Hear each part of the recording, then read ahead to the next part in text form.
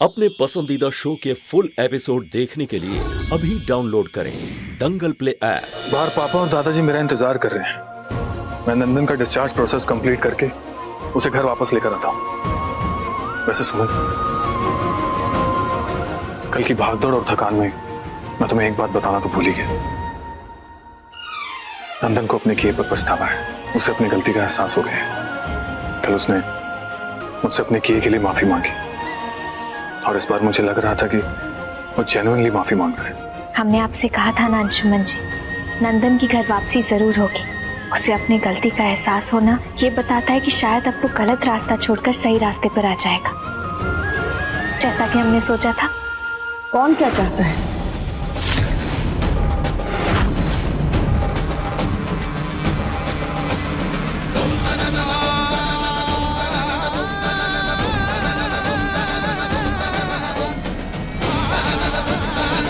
कौन गलत रास्ता छोड़कर सही रास्ते पे आ जाएगा?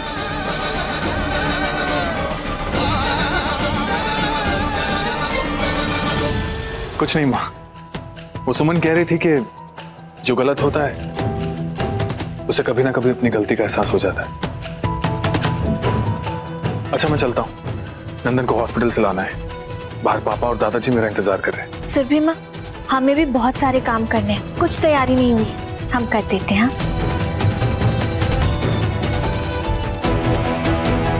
ये दोनों पक्का हमसे कुछ छुपा रहे हैं।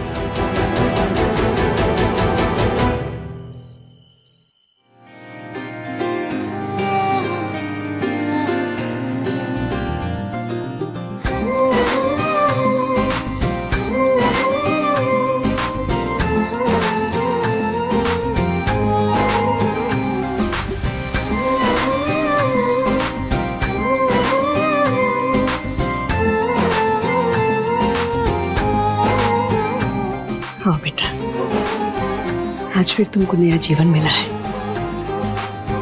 तो इसी घर से अपने नए जीवन की शुरुआत करो। कान्हा जी की कृपा तुम पे हमेशा बनी रहे। आओ।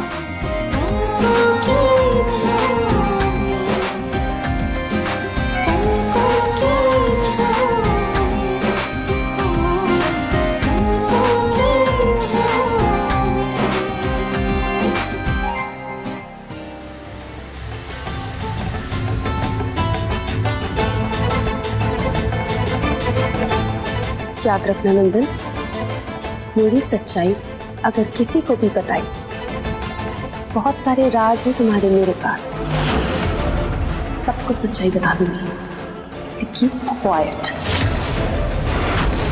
तो खतरा टल गया है, हम बहुत खुश हैं। अब हमें आज्ञा दीजिए। मान जी, हम आपके बहुत आभारी हैं। सुख हो दुख हो, आप हमेशा हमारे इस परिवार के साथ खड़े रहे हैं। आपका बहुत बहुत धन्यवाद मान जी। उर्मिला जी, कब तक बेटी के ससुराल में आसन जमा के बैठी रहेंगी? हम नहीं जाएंगे अभी। हमारी बहुरिया भी तो अपनी मायके में पड़ी है, उसको साथ लेके जाएंगे। हम सब समझ रहे हैं, आपको अपनी बहू से ज्यादा अपनी चिंता है। हमेशा खुश रहना बेटा, और ये याद रखना कि कभी कोई मुश्किल आए जीवन में, तुम्हारे नाना अभी जिंदा है। माता रानी हमेशा तुम पर अपना आशीर्वाद बनाए रखे। आइए मान जी, मैं आपको बाहर तक छोड़ देता हूँ। आइए।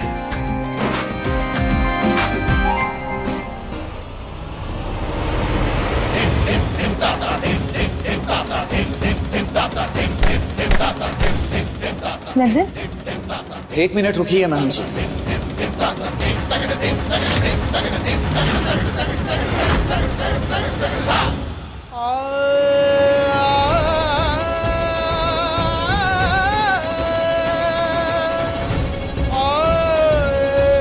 मैं पूरे परिवार से कुछ कहना चाहता हूँ। मैं चाहता हूँ आप सुने और फिर जाए। क्या कह रही हो नंदन? देखिए ना, नंदन की तबीयत ठीक नहीं है और ऐसी हालत में से ये सब बातें नहीं करनी चाहिए। रेस्ट करो, बाद में आराम से सबसे बात कर लेना। चलो। 2 बार मौत को इतने करीब से देख चुका हूं मैं। मुझे मेरे तबीयत का सब कुछ पता है, समझे तुम? और ये भी कि किस स्थिति में क्या कहना है और क्या नहीं। नंदन स्टॉप। मैं आज आप सबको कुछ बताना चाहता हूँ। मुझे नहीं पता कि ये सुनने के बाद आप सब कैसे रिएक्ट करेंगे, मुझे सही समझेंगे या गलत, मुझे कुछ नहीं पता। तो सबसे पहला सच ये,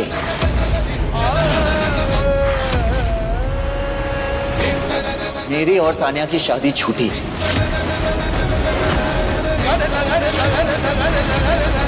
और दूसरा सच ये कि इस बार मुझे मौत के कागार पर पहुंचाने वाली ये तानिया थी।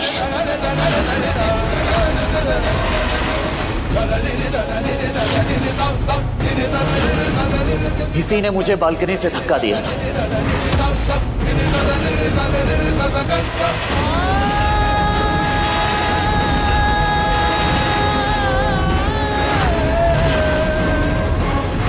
हाय रे विधाता, ये हमारे बच्चे का जान लेने का कोशिश की, इतना हिम्मत इसका।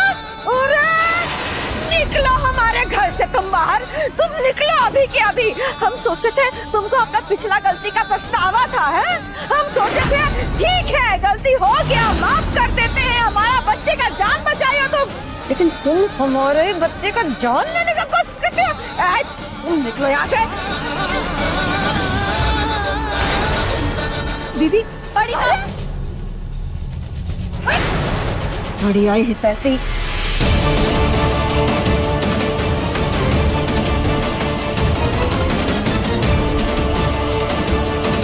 अभी तो आप लोगों को आधा सच पता चला,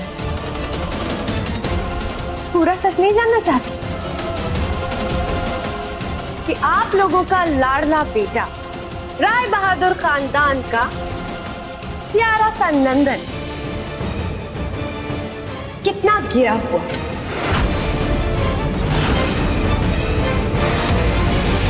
इसे जब अपने प्यारे से राम जैसे बिग बी की सच्चाई पता चली कि उनकी शादी सुमन से हो गई है, तो इसने क्या क्या किया है ये नहीं जानना चाहते आप, जिसकी वजह से आप सब लोग सुमन को गलत मानते थे। बस तानिया, ये हमारे घर का मामला है और तुम्हें इसके बीच में बोलने की कोई जरूरत नहीं है। तुमने जो कुछ भी किया उसके सामने सारे सच फीके हैं। निकल जाओ हमारे घर से, ये हमारे घर का मामला है और हम इसे खुद संभाल लेंगे। सुमन चुप करो, तानिया को आज सच बोलने दो। आज हम सारा सच सुनना चाहते हैं।